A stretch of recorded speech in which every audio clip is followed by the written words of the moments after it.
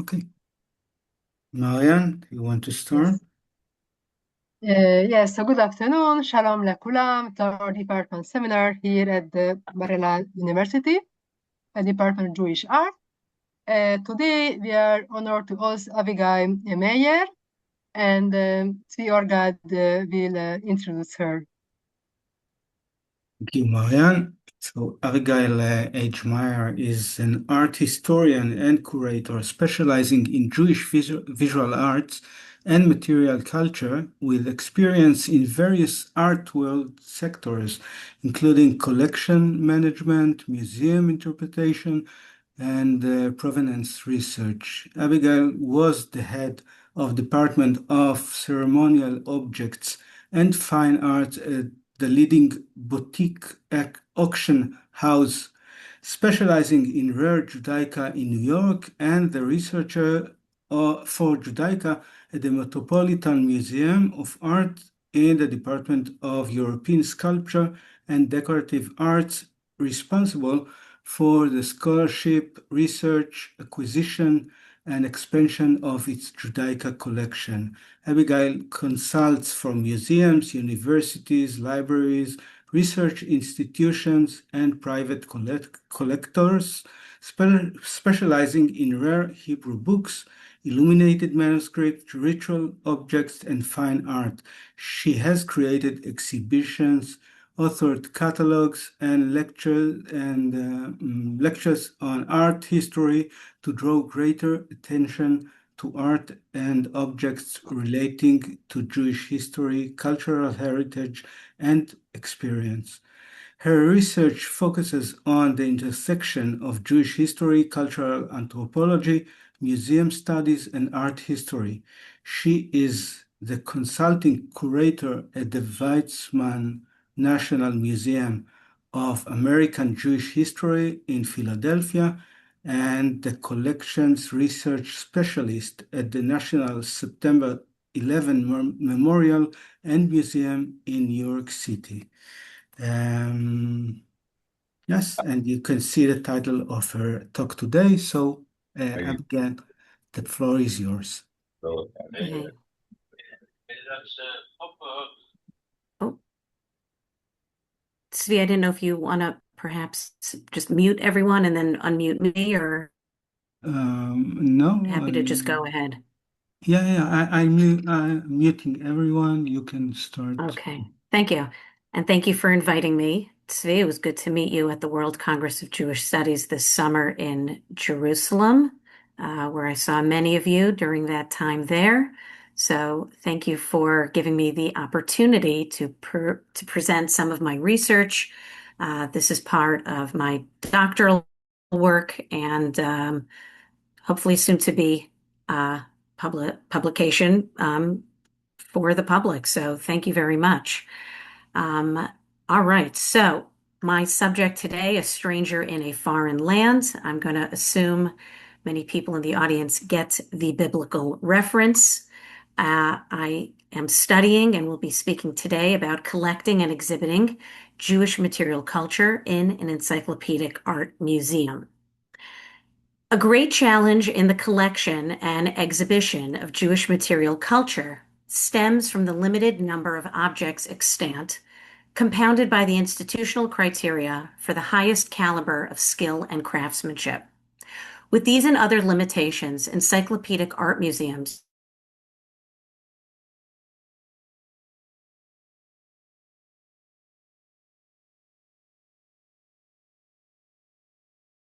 show a distinct demographic of Jewish society. A museum of fine art is arguably not responsible for ethnographic storytelling, and therefore limits and reframes the narrative of Jewish experience to an idyllic and romanticized coexistence with secular and other religious worlds. How and why should Jewish objects be collected and exhibited? What stories should be told and from what perspective? What consideration should be placed on limited museum labels? How and when should a Jewish person be identified by race, culture, or religion? These are all important conversations in the intersection of art history, cultural anthropology, museum studies, and Jewish history. To help answer these wider concerns, a closer study of imagery and objects would be beneficial. This lecture will examine the installation of Jewish ceremonial objects in the Metropolitan Museum of Art to illustrate this phenomenon.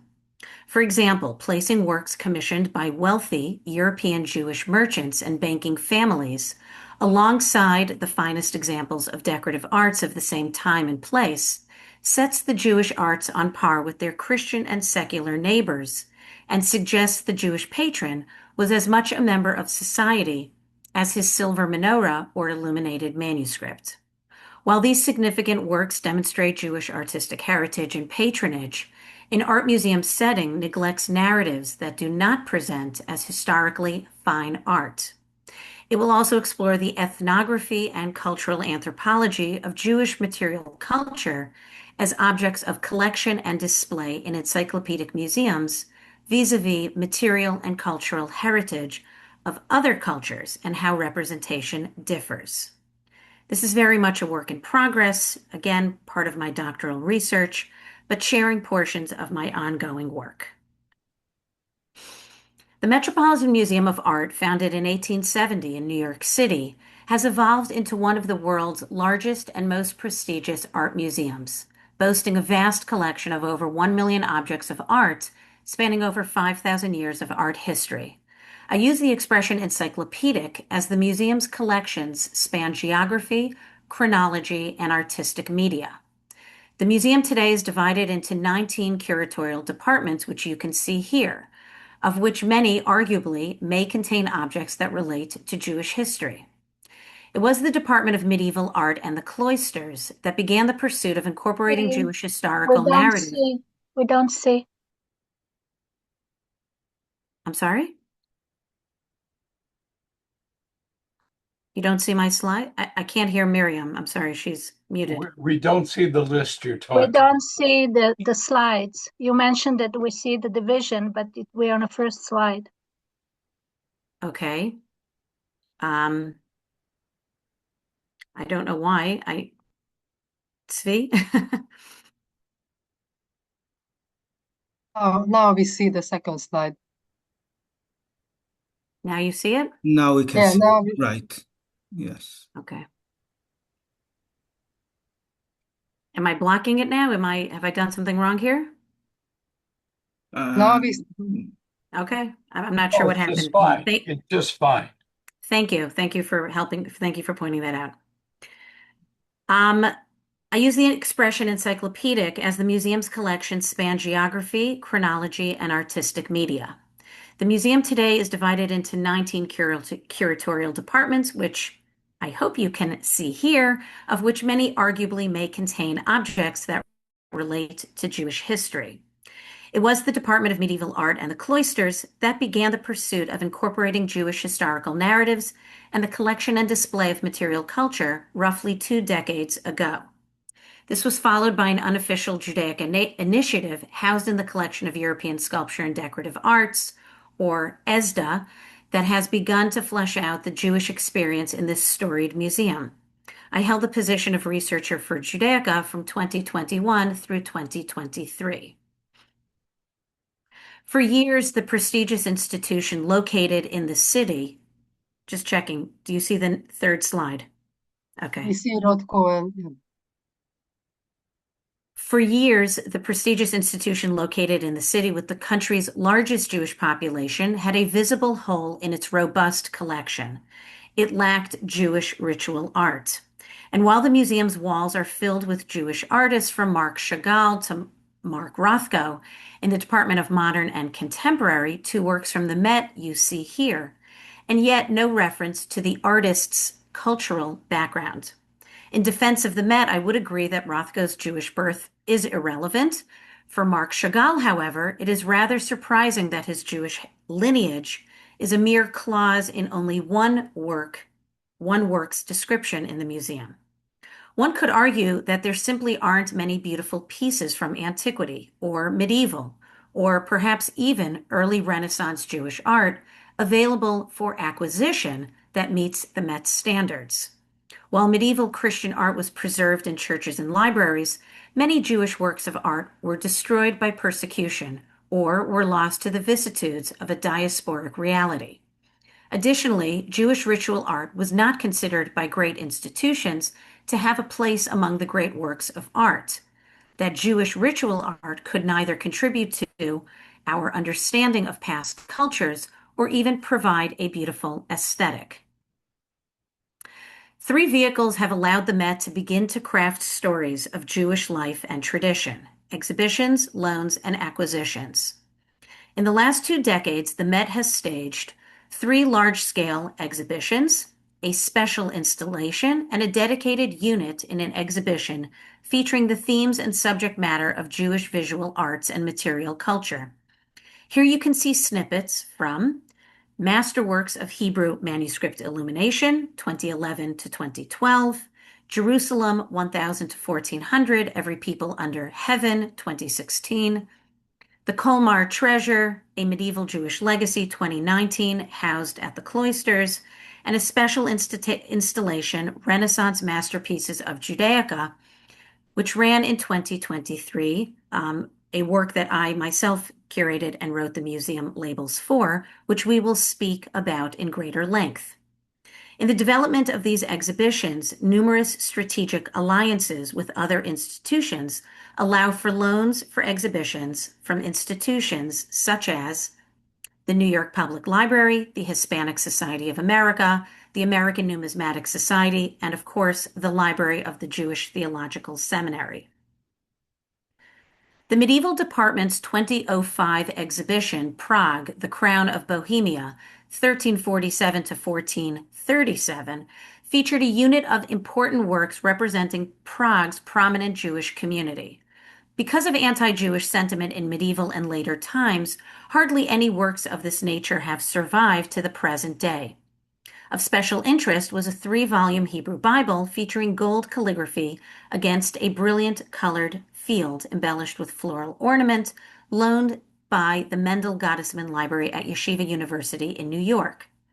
It is one of the finest examples of a complete Hebrew manuscript Bible in existence. This luxe example, along with a notable set of 5 hexagonal nesting silver beakers bearing an inscription in Hebrew characters on loan from the Germanische Nationalmuseum in Nuremberg, was an innovative way to incorporate a Jewish narrative by way of material culture.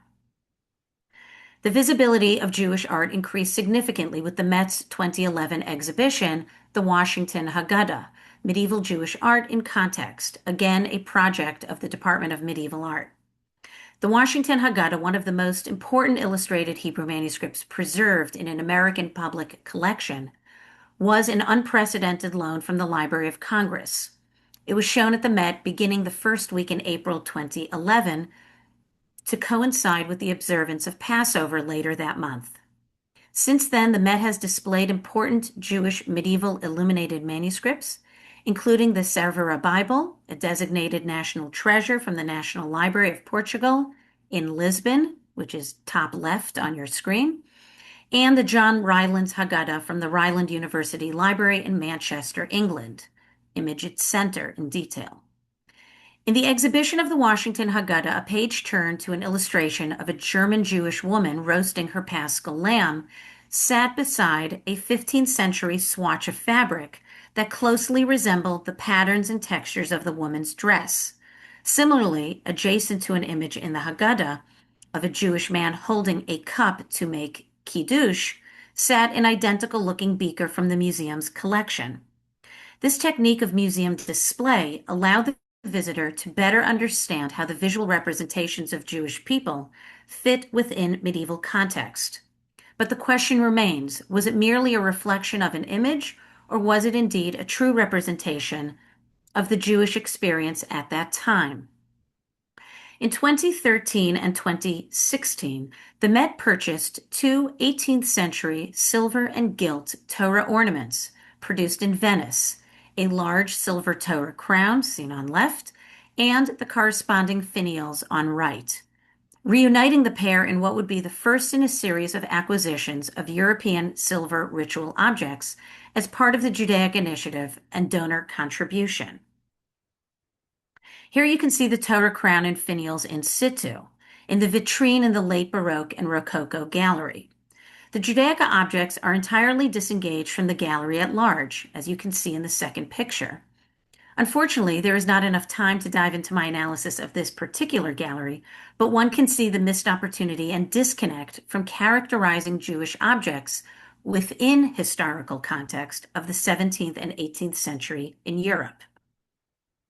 In 2018, the Met purchased one of the most important Jewish manuscripts to survive medieval Spain.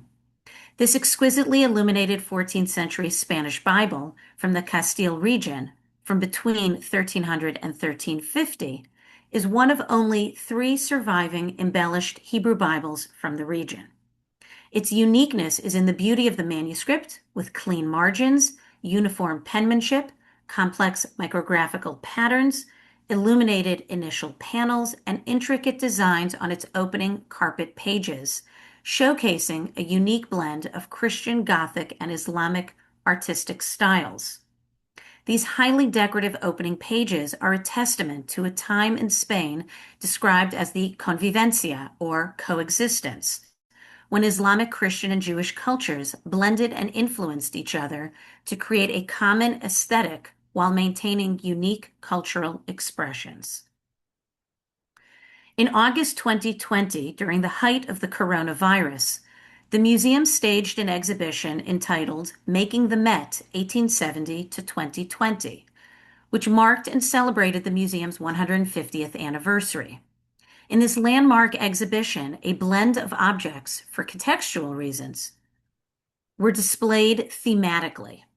Here you can see the Cloisters Bible partnered with the finials and Torah crown.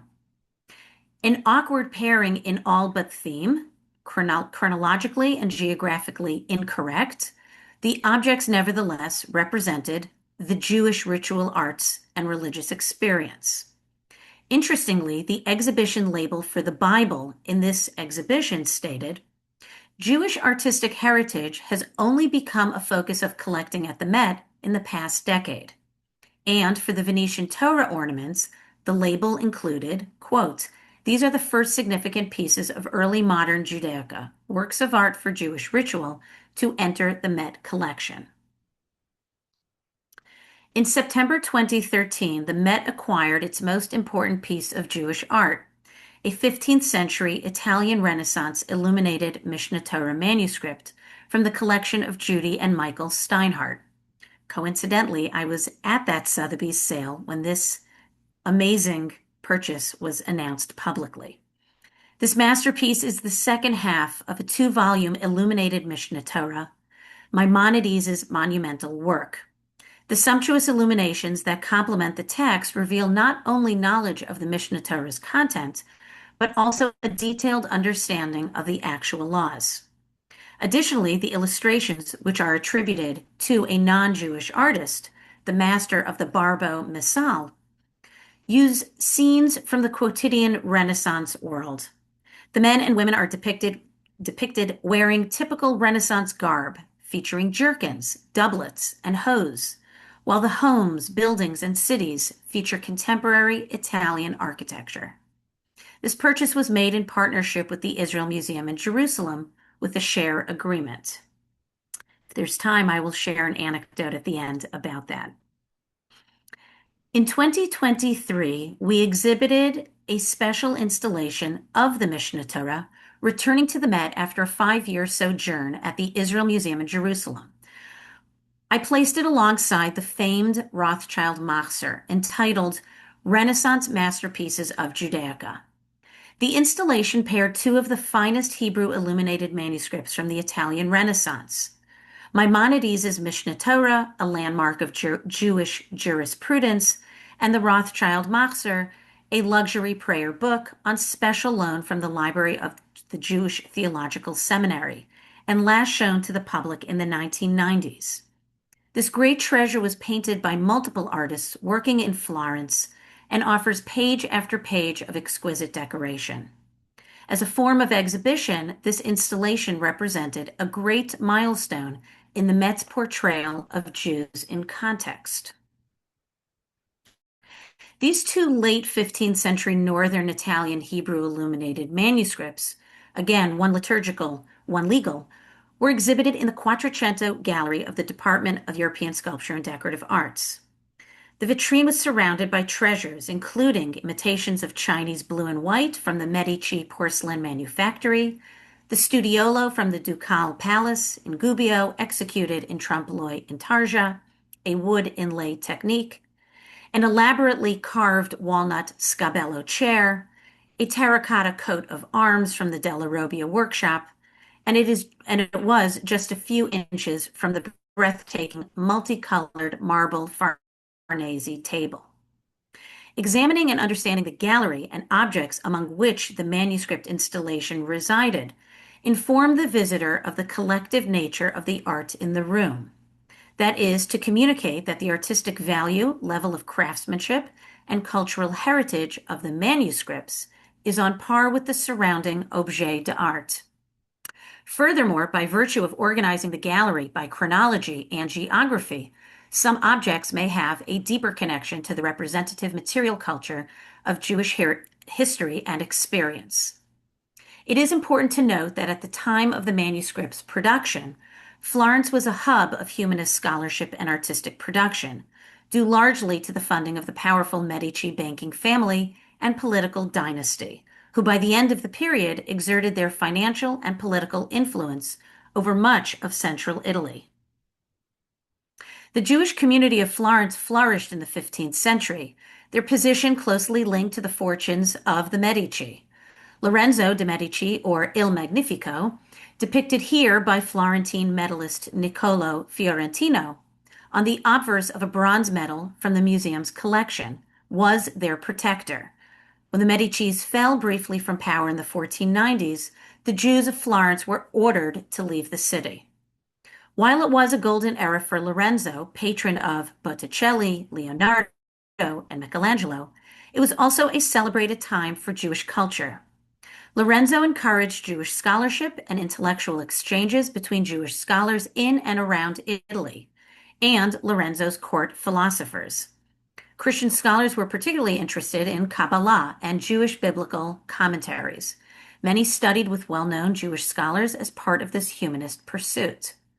It comes as no surprise that multiple references to the Medici family are made visually within this gallery that owes a debt of gratitude to this flourishing in the arts.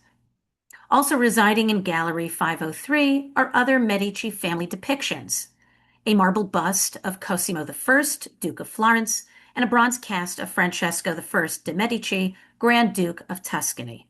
And on right, the arms of Pope Julius II, known as the greatest patron of the arts in the papacy.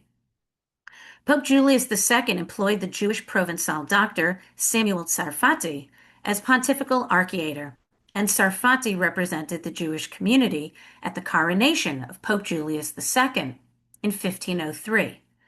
After the Pope's death, Sarfati was employed by Giuliano di Lorenzo de' Medici, and it was for the tomb of this Pope, Julius II, that Michelangelo's iconic statue of Moses with horns was commissioned.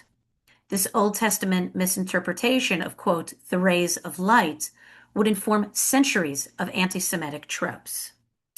In this case, one can see various ways for an encyclopedic museum to incorporate or feature a Jewish narrative by way of exhibition, loan, and/or acquisition. However, in doing so, there are many challenges faced in the collection and exhibition of Jewish material culture in an institution including representing a small and limited demographic of Jewish society and accuracy in communicating a historical reality. Because a museum of fine art is not bound by ethnographic storytelling, it will likely reframe the narrative of Jewish experience to an idyllic and romanticized coexistence with secular and other religious worlds. Unfortunately, this is rarely a historical accuracy, or at the very least, merely a snapshot of the history of the diasporic Jews' survival in a foreign land. I want to return to the objects I mentioned earlier, the suite of silver Venetian Torah ornaments, the crown and matching pair of finials you see here. These objects of Jewish ritual are on display in the Gallery of European Baroque and Rococo Decorative Arts mentioned earlier. The Torah ornaments are housed in a vitrine containing only items of Judaica, mostly ritual, such as menorahs, a silver Hebrew book cover, a large presentation cup, and so forth. While functions differ, the group of objects fit within the rubric of the chronology, geography, and medium, specifically 1500 to 1900 European silver. But perhaps the common denominator most overlooked is that of craftsmen. All the objects of Judaica are executed by Christian silversmiths, some well known for their ecclesiastical objects and decorative arts, and some for their patronage. In one case, a menorah on which I worked for the acquisition, the Duke of Savoy. Yes, Jews at this time were limited in their admittance to or participation in silversmith guilds.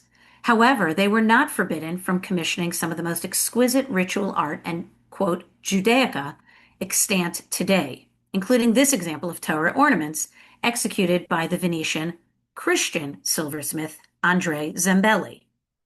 This Torah crown in 2013 was offered for sale at public auction. According to the Met legend, Luke Sison, the then curator in charge of ESDA, had a personal epiphany learning about a Jewish ancestor, which apparently affected him to the extent that he developed an interest in the Jewish faith, tradition, and ultimately ritual art.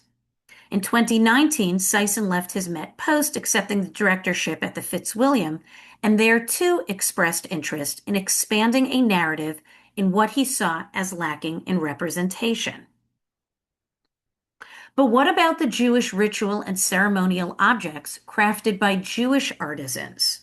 And if largely non-existent aside from the rare example of Turinese silversmith Pacifico Levi, what about the entire eastern side of the European continent, or silversmiths without formal training and the highest degrees of craftsmanship? Here you can see 3 objects of Jewish ritual from the collection of the Museum of Fine Arts in Boston. From left, a Slovakian 18th century silver Torah shield, a Galician 18th century silver spice tower, and finally late 17th to early 18th century pair of silver Shabbat candlesticks from Danzig. Or how about beyond Europe into the Sephardic lands?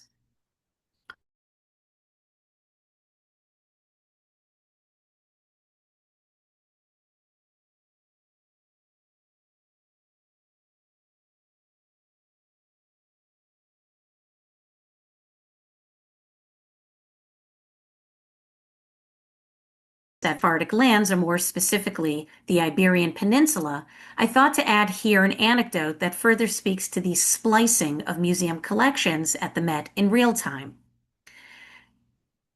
When I first arrived at the Met, I noticed an unusual phenomenon of 2 manuscripts currently on exhibition. Manuscripts obviously defined as unique, but for our purposes, quote, the same in geography, chronology, and subject matter. Both of these bound volumes of manuscript were on loan to the Met in 2021 to 2022. One from the Hispanic Society of America on left, one from the Jewish Theological Seminary on the right. Both Spanish 15th century micrographic Hebrew Bibles. Yet one was displayed in the medieval galleries and one was displayed in the Arts of Islamic lands. One chronological, one geographical, both correct, and both Judaica. At the same time Sison was devouring Judaica catalogs on one end of the museum, the American wing on the opposite side was faced with the new stewardship of a large gift. Some history. In 1969, the Met made a dedicated push to collect works from the Americas alongside Africa and Oceania, when philanthropist Nelson A. Rockefeller donated his vast museum of primitive art collection. In the 1990s and early 2000s, the Met significantly expanded its indigenous holdings through the long-term loans and major promise gifts of private collectors, including Charles and Valerie Diker. In 2017 and 2018, the Met made waves by announcing the transfer of a massive collection of 91 Native American works from the Dykers, marking the first time in the museum's history that Indigenous American art was exhibited in its prestigious American wing alongside traditional Euro-American art. This transformative gift spanning the 2nd to the early 20th centuries resulted in an exhibition titled Art of Native America, the Charles and Valerie Dyker Collection, which encompassed diverse art forms and represented some 50 cultures from across North America. It featured California baskets, Southwestern pottery, plains drawings and regalia, and rare Alaskan and British Columbian sculptures. Placing these items within the American wing was historically significant. It was a groundbreaking shift for the museum, broadening its conventional narratives of history to celebrate the nation's diverse Indigenous artistic traditions. The Met faced significant backlash from Native American advocacy groups following this exhibition. Critics raised major ethical concerns regarding missing ownership histories, the display of sacred and ceremonial objects, and a lack of tribal consultation. Missing provenance resulted in investigation by ProPublica. Roughly 85% of the works donated or loaned by the Dykers lacked complete ownership histories, leaving them vulnerable to allegations of looting, trafficking, or fakes. Advocacy groups like the Association of American Indian Affairs, the AAIA, criticized the Met for improper classification, that is, displaying ceremonial and funerary objects as, quote, fine art, rather than returning them to their rightful communities. And critics argued that the Met failed to adequately consult with affiliated Indigenous tribes regarding the display, context, and ownership of the objects. While the controversy was focused on provenance in an era that would beget the 1990 U.S. federal law of the Native American Graves Protection and Repatriation Act, known as NAGPRA, and similar best practices, the key question for my research is the classification and nomenclature of fine and folk art. Fine art and folk art are distinguished in museum collections primarily by the artist's training, the work's intended purpose, and the historical context of its creation, with fine art typically rooted in academic tradition and folk art in community-based craft. Historically segregated, museums are increasingly integrating these forms to provide a more comprehensive, both-and narrative of cultural history. Some key distinctions include artist training. Fine art is produced by academically trained professionals, whereas folk art is created by untrained or self-taught artists. Similarly, aesthetic and style. Fine art often emphasizes perspective, complex technical skill, and individual expression. Folk art is characterized by a naive or unpretentious style, focusing on storytelling, traditional motifs, and bold, symbolic, or repetitive patterns. Purpose and function in the case of Jewish folk art is tricky. Traditionally, fine art is usually created for exhibition, intellectual engagement, and aesthetic appreciation. Folk art is often utilitarian, decorative, or used in community rituals and everyday life. And finally, cultural context. Folk art is deeply rooted in local traditions, myths, and cultural identity passed down through generations. The representation in American museums is traditional segregation. Large institutions often displayed folk art separately from, quote, academic or fine art, a practice criticized for implying inferior status. With that,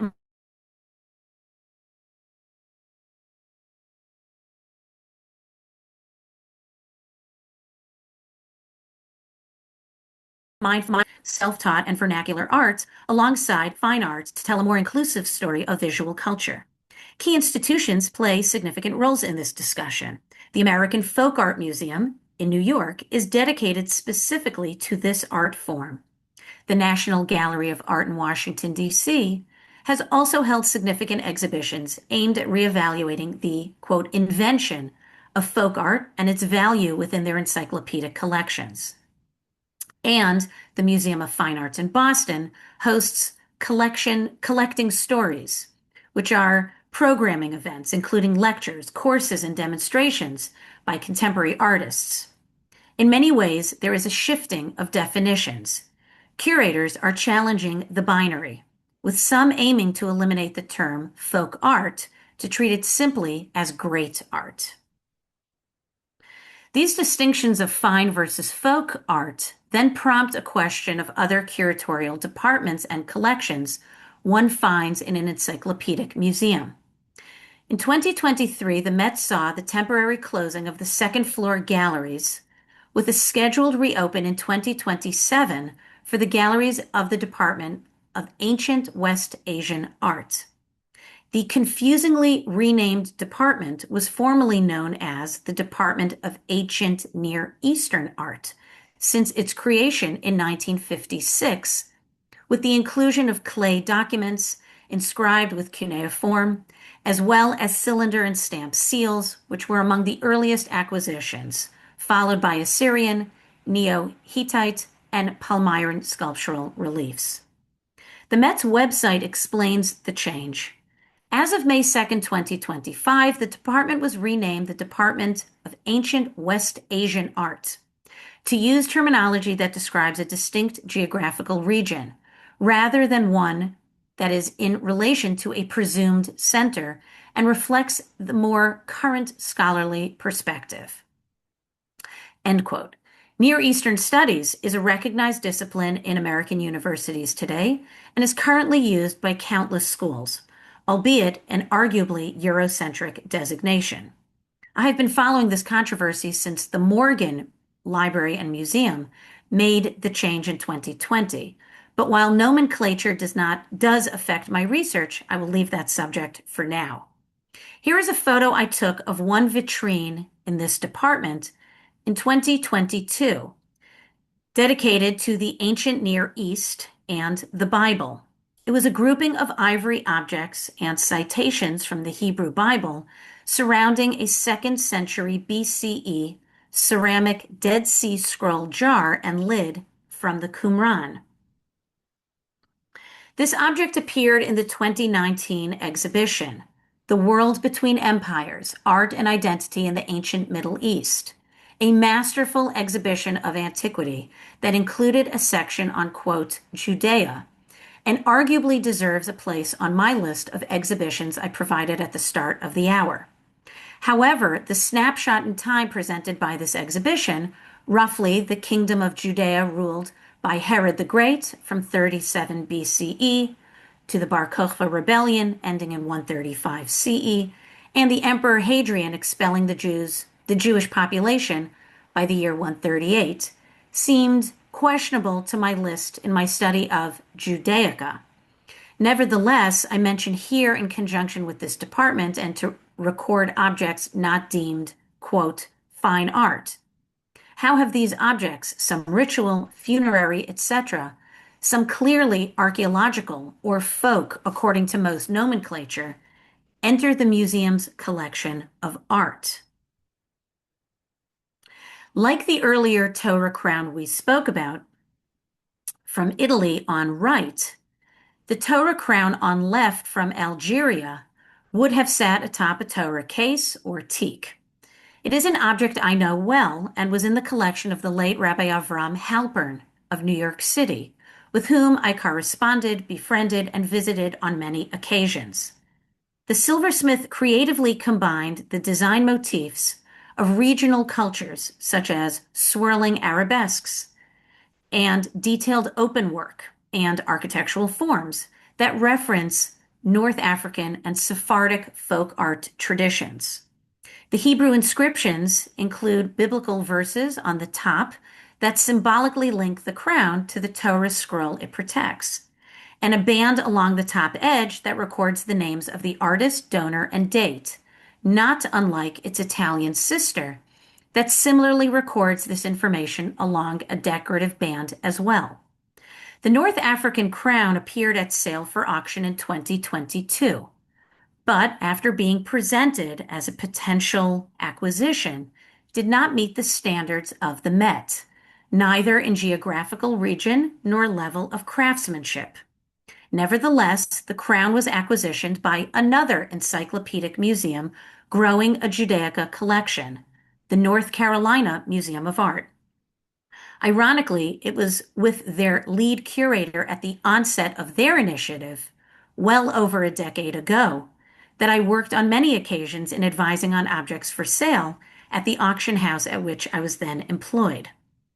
A museum that sets out to collect and celebrate folk art and so-called primitive art, a term no longer used, from a wide range of cultures, positions itself, at least in principle, as a steward of global human expression. Yet the decision to explicitly exclude Jewish folk art, spanning Torah ornaments, synagogue decoration, and objects of domestic ritual, raises serious questions about the institution's curatorial logic.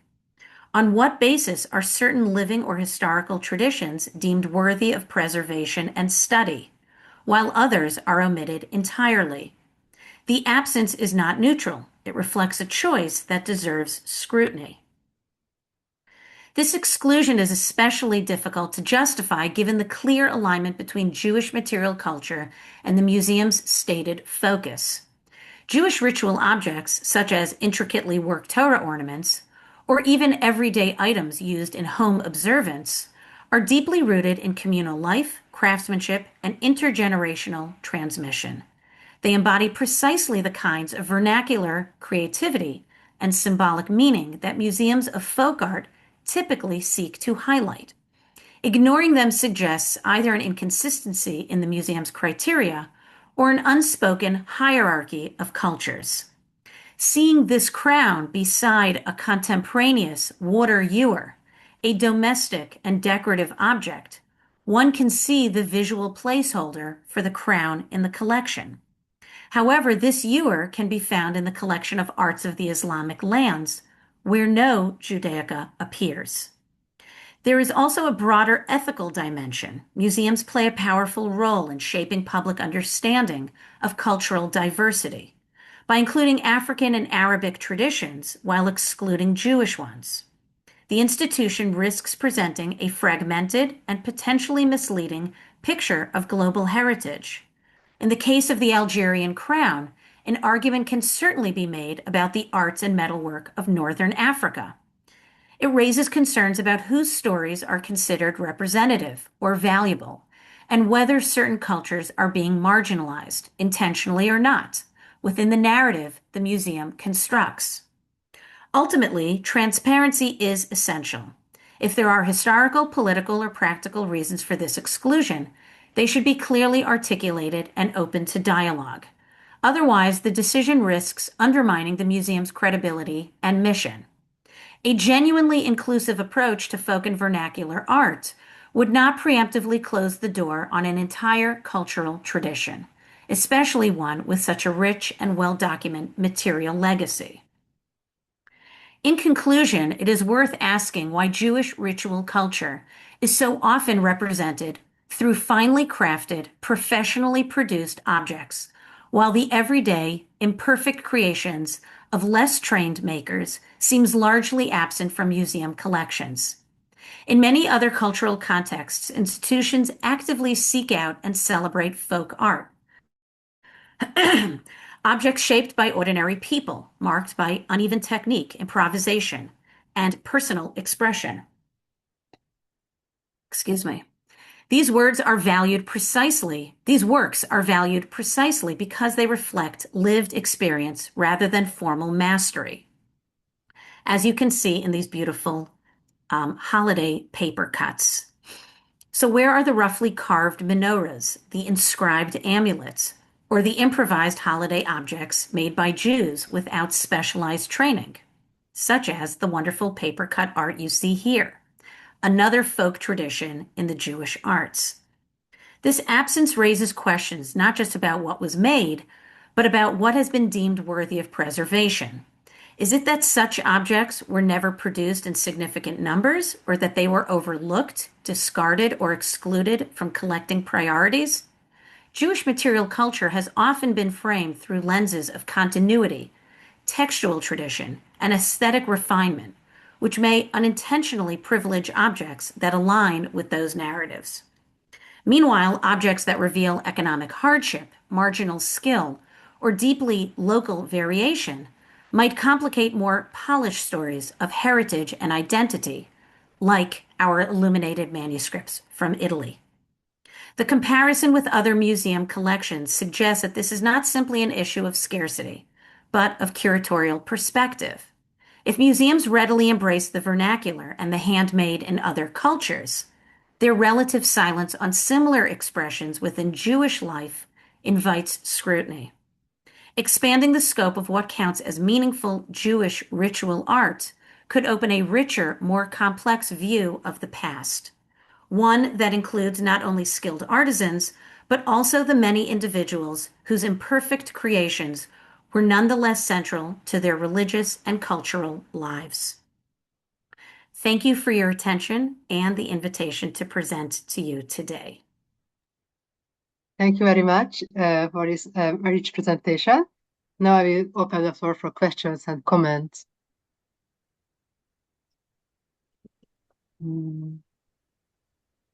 Yes, please, William. That was wonderful, Abigail. Thank you, Bill.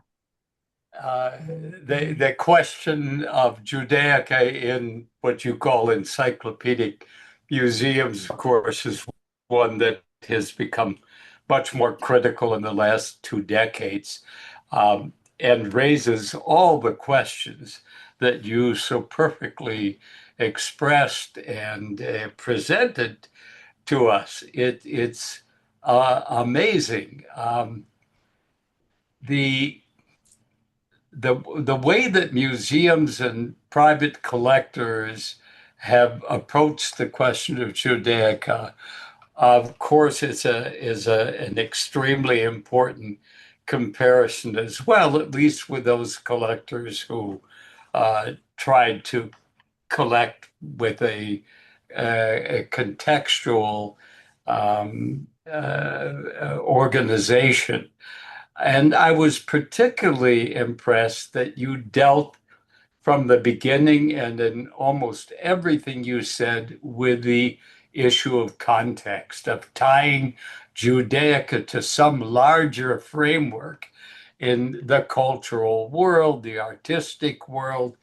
I've been, since my first object, 64 years in this, and since my first object, I've been crying out about context, which is most important for these encyclopedic museums.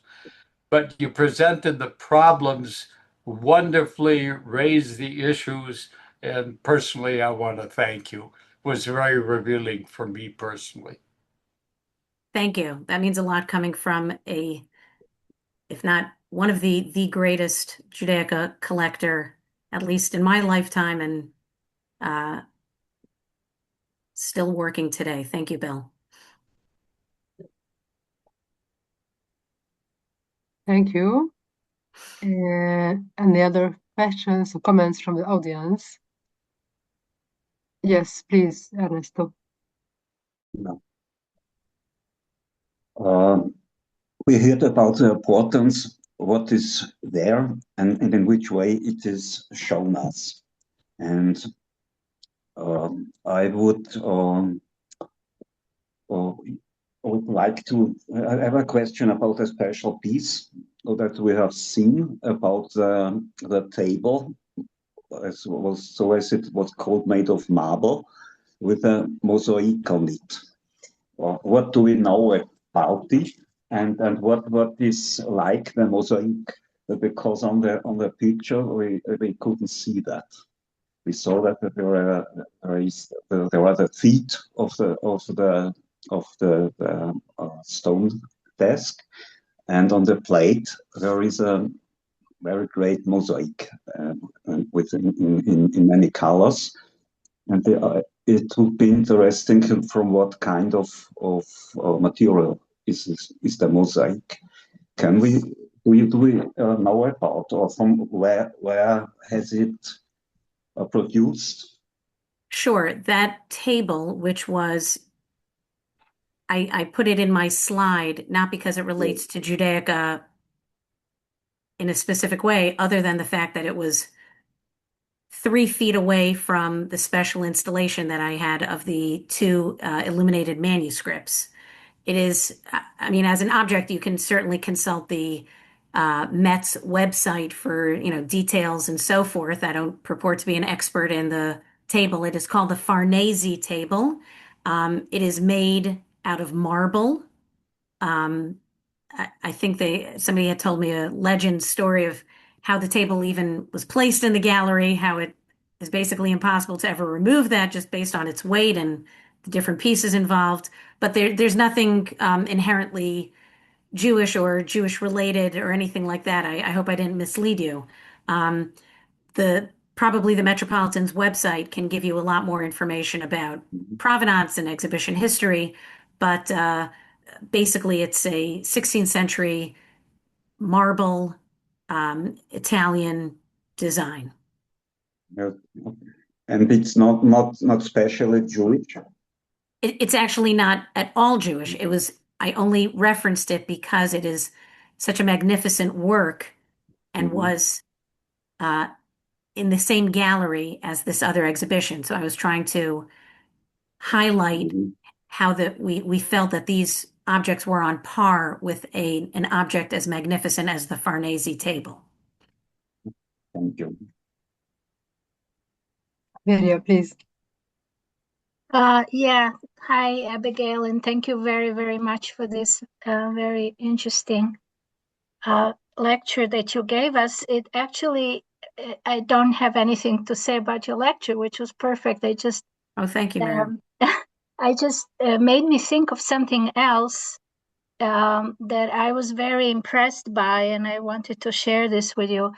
I don't know if anyone here saw the recently, relatively, maybe 2 or 3 years ago, reopened the City Museum of Vienna, which is set up like the ideas that you were here developing with including Jewish life heavily into the context of the history of Vienna, but it's not only history, it very much is also culture and in every different way shown there, from music to literature, and also art, with original pieces of art loaned from different museums, and then also Jewish art included, both Judaica and fine art. And it just puts the whole question of Jewish museum. What is the relevance of it? Once you see it exhibited in the context of the city life, then the Jewish museum suddenly looks like a ghetto. Why would such a Jewish art being closed in a different building when it actually belongs to the life of the city where it was produced, where people of Jewish origin lived and prayed and participated in everyday life? So I always mention this whenever I can as really maybe some kind of a future for exhibiting Jewish life and art and culture in the context of a place where Jews lived. So that's just a little addition to what you were showing. Of course, it's a different kind of museum and different curatorship and so on, but I couldn't but not think about this example that I was very impressed by. So that's all. I just want to respond to that, even though it wasn't a question, just a comment. And I realized perhaps I didn't make it clear in my presentation, but the work and research that I am involved in is actually specifically American-based encyclopedic museums. I understood. And, I feel like Europe is its own, there's very specific nuances in America in terms of pedagogy, museum exhibitions, pedagogy, and so forth, and in its own Jewish history and so forth, of which I only have to deal with about 250 years or 300, depending on where you start. So hearing about a European museum is absolutely fascinating. And I definitely want to look into that, although it doesn't directly relate to my work with American examples that you saw today. But thank you so much for sharing that. Thank you. Yes, please, Ira. Do you have a question or comment? I have a question. Yes, please. Abigail, you struck me right where I live when you mentioned that the Metropolitan Museum of Art did not consider that Algerian crown art. So I'd like to ask you, as somebody who's been on the inside, what kind of consensus leads to the criteria of what is and is not art in an encyclopedic museum? Because clearly collectors collect what they want, museums collect what they want. Is this a matter of trustees setting the standard, of the curatorial staff, which then decides subjectively? Are there criteria that are printable that the Metropolitan Museum of Art uses to decide what is art? Great question, Ira. Thank you. The short answer is no. One of the things that I tried to communicate was the amazing inconsistency. Looking at archaeological works in, well, I still like to call it the Department of Ancient Near East. I mean, is that considered art when it's not made for a decorative purpose and so forth?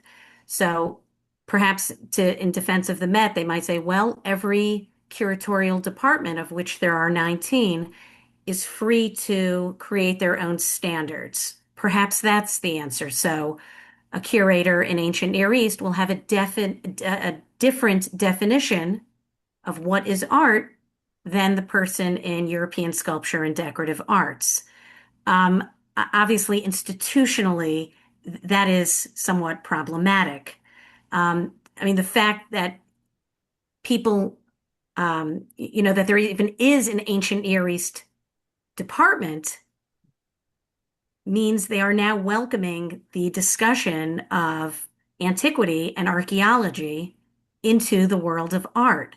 So once you kind of widen the net, which is kind of my point, how can you then say yes to one thing and no to something else? And that's why I tried to do this deep dive into the Native American work. Who is to say that the Native American arts should be accepted earlier or more so than Jewish folk art?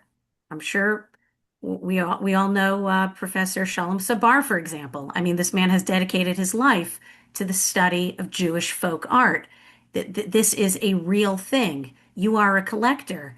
Bill Gross is a collector of folk pieces and so forth. I mean, its absence is extraordinary, especially when I can show you many examples of other departments allowing for the equivalent types of objects. So there is nothing. I mean, this is a recorded program. I don't want to say too much in terms of what's on the inside, but to be told that the Moroccan Torah crown does not meet the museum standards because of its craftsmanship, or so to speak, its primitive craftsmanship, is troubling. And kudos to the North Carolina Museum of Art for being able to look past that and buy it and display it. So that is why that is the purpose of my work and so forth, to scrutinize how museums are defining things that are complex. So to boil it down, if I can just ask, everything that you've said just tells me that this is subjectivity at some level or other. And this audience consists of people who are involved in art. And so this is the kind of question that, if it all boils down to subjectivity, I really am having trouble, and I've always had this problem, of understanding the distinction between art with a capital A, meaning fine art, and art meaning craft, which is the original meaning of the word in the first place. And I'm looking for some evidence that the greatest museums, the encyclopedic museums, have a criteria rather than a subjective belief system. If I could ask a question that relates exactly to what Ira was saying, and that is, from what I know of the encyclopedic museums in America that are purchasing Judaica, it seems to me that each one has a very different and specific approach as to what they're trying to do. And I mean, if you take the Boston Museum, even though they have beautiful objects and they have a Judaica exhibition at the moment, their original idea was to take very fine objects and put them in the regular galleries to show just what you talked about in one of the places. But it would interest me if you could give, as quickly as you could, an overview about the difference between the Boston Museum, the New York, the Met, the Minneapolis Museum, the North Carolina Museum, Cleveland, Houston, the few museums that are becoming active in the field. And it seems to me each one of them has a separate and different approach. Yes, and that's certainly true. And that's why I tried to bring in some examples from some of the other museums. I think it was specifically the MFA in Boston and the North Carolina Museum. As we say, to answer that on one foot would be almost impossible. I mean, that is essentially the PhD work that I'm doing right now, looking exactly at these museums, what is driving things, who is calling the shots, how are things, which is kind of outside answers, and like you say, the subjectivity, or as Ira said, and are we able to put on paper, as Ira said, is there something printable that we can see of what defines what? I mean, the interesting institution that kind of, you're in Israel. So if you think of like the Israel Museum, for example, or even the Poland Museum in Poland, they figured out a way to kind of do everything wonderfully and avoid that whole breakdown. But if you are an encyclopedic museum and you've listed basically all the ones in my study, and you have either a dedicated curator, a dedicated kitty, for money, it should be clear. The Met's desire to limit to European and 1500 to 1900 is almost bizarre. I mean, I'm looking at a room full of Jewish historians and so forth. I mean, that is one snapshot of the Jewish experience. So that really is, exactly what you asked is exactly what I'm trying to flesh out and get down on paper.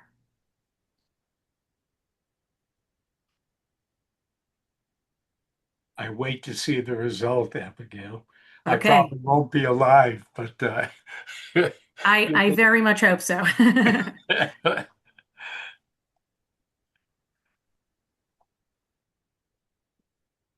Thank you. Any other questions or comments? Yes, please. Is it about the curatorial direction and approach, or is anything related to access, what people would have access to, the curators? In other words, if they decided they would like to include something else, but maybe they're stymied by having access to those other types of, or is it readily available if they would wish to? I mean, it's a fair question, but I mean, for example, when I spoke about the original mind behind this Judaic initiative, this Luke Sison, I mean, he got Judaica catalogs from Sotheby's. It's no secret that Sotheby's has a strong Judaica sale every December. this is public knowledge. People can, I'm sure if you're a curator at Museum XYZ, even get in advance. I mean, there is access to these objects that are made known. In my example of the Torah crown, North Carolina bought it. I'll give you an So, example. This is maybe you it's a know, legit example, maybe not. But so we have in the Museo Ibraico in Rome. I was there only once. You've been there, perhaps? yes, So I I have. remember what struck me, and I did not spend more than a couple of hours. I see the tapestries that were used for, let's say, window coverings or functional things for the general home were turned into coverings for the Torah or for the Ark, for the Aron Kodesh. These were women, skilled women who did this. So do the curators have a responsibility to the degree that they can with their travel budget to scout and go beyond the catalogs to get into some of the places where it would be a repository, let's say, of Jewish art and folk art and decorative art, and to go out there and see what might fit into an upcoming collection need? Do they make the travels? Is that realistic within to sort of counter some of the limitations that you've expressed, assuming they care about the limitations, to get out there and to see what's out there in places that don't appear in catalogs, maybe? Um, You can well, look I mean, online, obviously. obviously in the last, I don't know, 5 to 10 years, there has been a disproportionate amount of auctions and availability of things online. I can't comment on that. I was employed by a boutique Judaica auction house where we were, you know, still using paddles and in-person exhibition and in-person auctions. During my time at the Met, I actually did travel. I traveled to Germany for 2 weeks. I did some scouting. Unfortunately, nothing I proposed, including the Torah crown, lots of other objects, either at auction, private collectors I knew. I mean, part of my cachet was coming in with a Rolodex. There was always a reason why something didn't fit. So it's hard for me to say there is no access or there's no resources.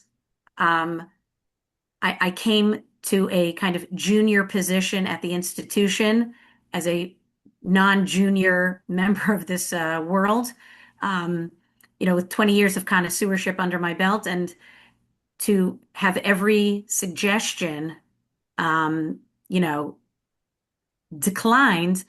It's hard for me to say it's an access problem at this point. It's a subjectivity, decision-making thing. And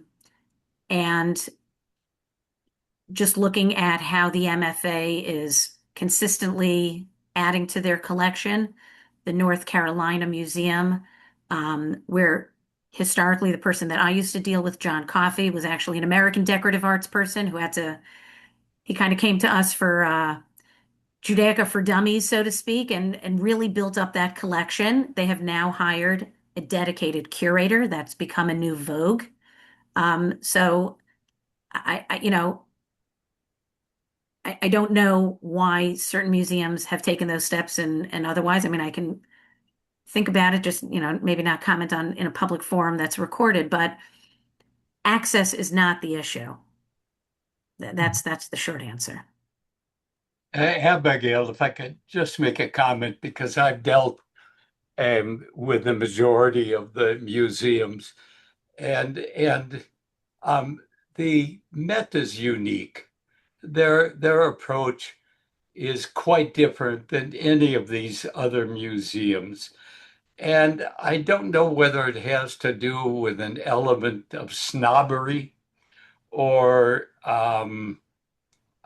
but it's like the Met talks to God, and it doesn't really, is not interested in the opinions of normative people. So I really think it's a unique case, and the frustration that you felt during those 3 years, I just felt a bit, and sometime when we talk, I'll tell you the story because it's a very fascinating one. But the other institutions are much more open than the Met. And with other institutions, if something doesn't go, it's usually quite clear what it is. with the Met, it's kind of this ethereal, mysterious, subjective opinion, and they don't say anything. You never really know completely why they accept or don't accept something.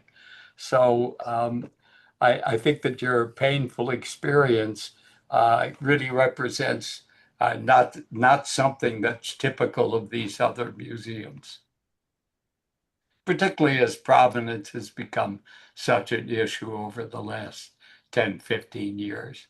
And each museum interprets the degree of provenance veracity needed as well.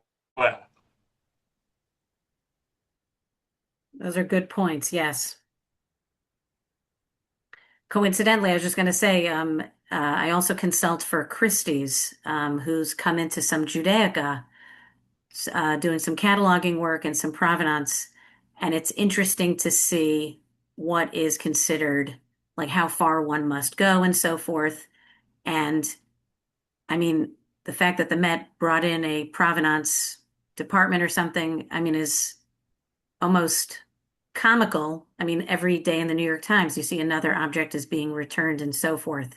So I actually thought that Dr. Harris was going to go I thought he was going down the road of, is provenance something that precludes acquisition? That's where I thought the question was going. But even that is, you know, a little bit easier to deal with than it might seem. Certainly with the skills of connoisseurship and understanding silver material and marks and with the expertise, that too should not be an issue.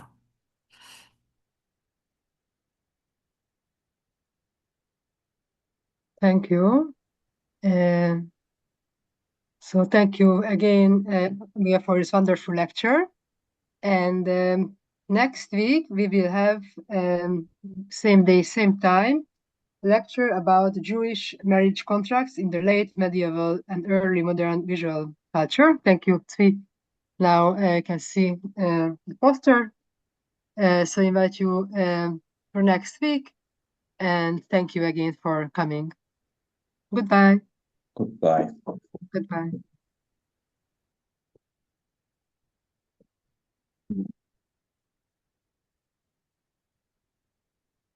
Thank you again, Tzvi, for the invitation. I appreciate it. And thank you, Bill, for being here in